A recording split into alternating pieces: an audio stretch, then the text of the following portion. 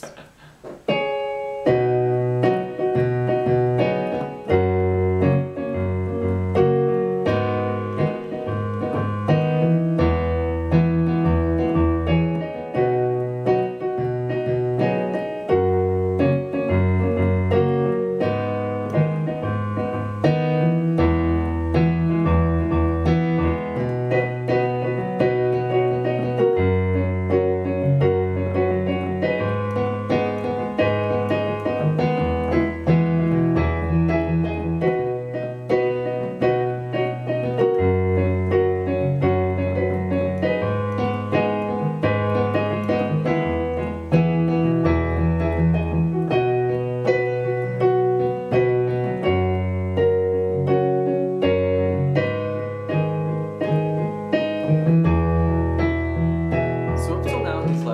Covered a little bit of foundation of music theory. We've covered most of our basic major and minor chords. That's root, a third, and a fifth. And we've covered inversions, flipping them up and down. And we talked about little hand positioning for these with, open and natural position. We talked about the difference between a major third and a minor third. To find these chords, you get a root, the fifth, major thirds 4 half steps, minor thirds 3 half steps.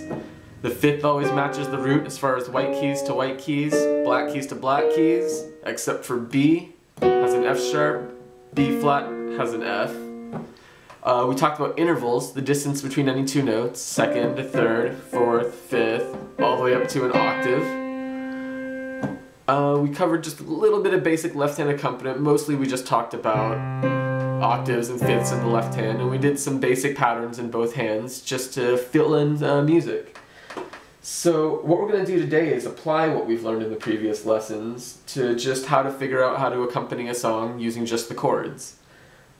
We're going to be looking at Jason Mraz's I'm Yours, and let's just go ahead and assume this is a song you're trying to figure out how to play. You've gone online or wherever and you found the chords to the song off some sheet music. I've gone ahead and figured out the chords for you. The chords are B, F sharp, G sharp minor, and E. So let's take a look at those. B major has the black key for the fifth and a third, major third, 4 half steps up. That gives us B major. Just go ahead, get used to flipping this up and down the piano. And then we've got F sharp major. There's your fifth, there's your third, all black keys for F sharp major. Just kind of go up and down. G sharp minor. Almost like F sharp major, except in the middle you have a B, a white key. And same thing, just get used to feeling that on the keyboard. And then E major. Regular old E major. Got the fifth, got the major third, which is G sharp. Okay, so now let's talk about filling these in. If you notice when you look at sheet music, the chords will usually be separated by a line, a dash, something. Each of these lines or dashes represents a measure, and a measure represents one cycle of the beat. For instance, if we're in 4/4 time, that's just one count of 1, 2, 3, 4, and then you switch to the next chord, 1, 2, 3, 4. So your goal as you're trying to play these songs and accompany is to fill up the time in these beats. You want to just flesh out this time. And a really basic way is just with a basic note of rhythm called a whole note. That's just a note that's held for all 4 counts.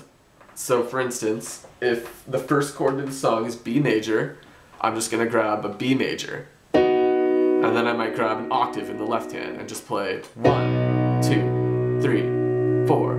Same thing with F sharp. 1, 2, 3, 4. 1, 2, 3, 4. 1, 2, 3, 4. 4. 1, 2, 3, 4. 1, 2, 3, 4. 1, 2, 3, 4. That's a really basic way to flesh this out. But let's talk about a couple more things you can do. Other than whole notes, you also have half notes, which are whole notes that you hold for 2 counts, like 1, 2, 3, 4. 1, 2, 3, 4. 1, 2, 3, 4. And then you have quarter notes, notes that just have 1 count each. 1, 2, 3,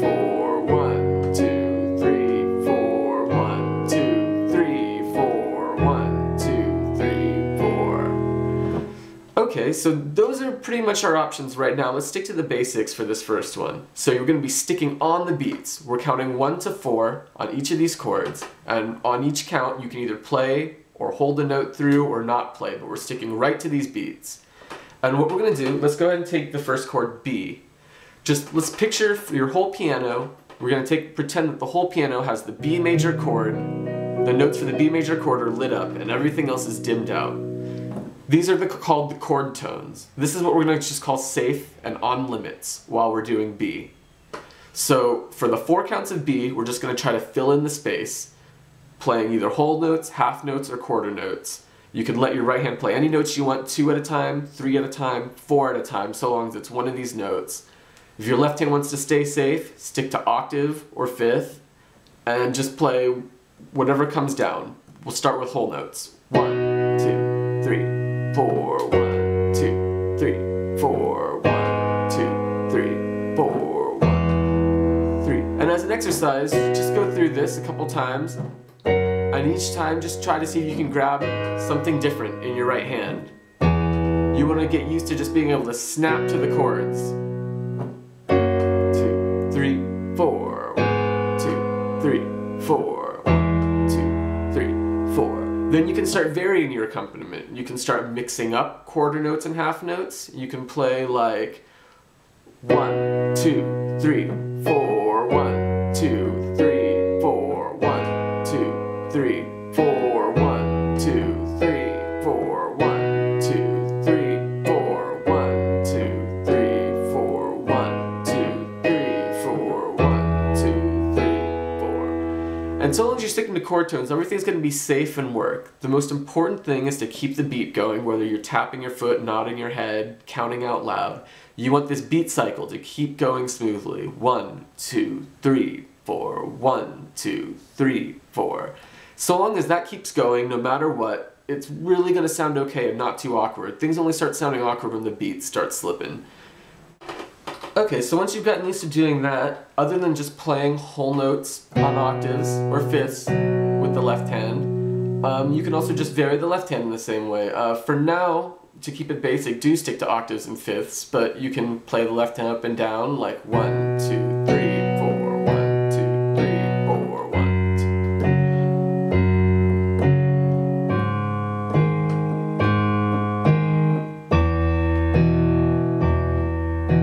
Piano is unique that you have 2 hands, so you can accompany yourself. Your left hand plays the chords, and as well as it keeps the beat.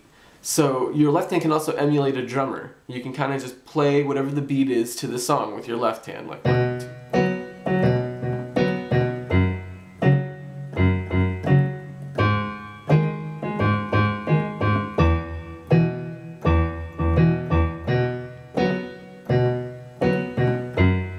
Whatever it is, just try to keep it solid.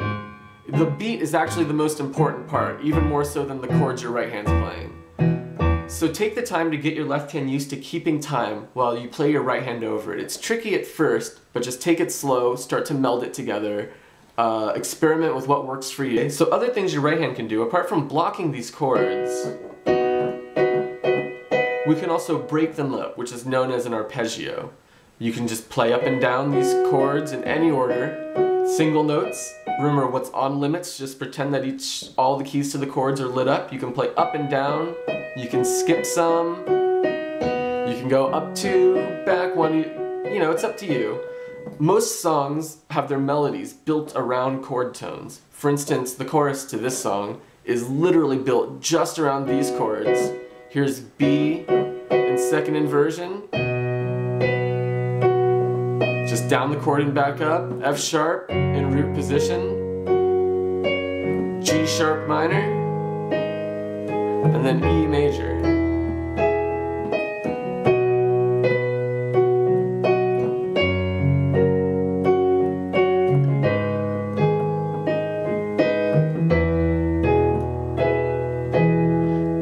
And if you want to try to play the melody with your right hand, you can start fishing around through these chords. Chances are the notes that are being sung are usually in these chords right here. Here's B major. Here's the B.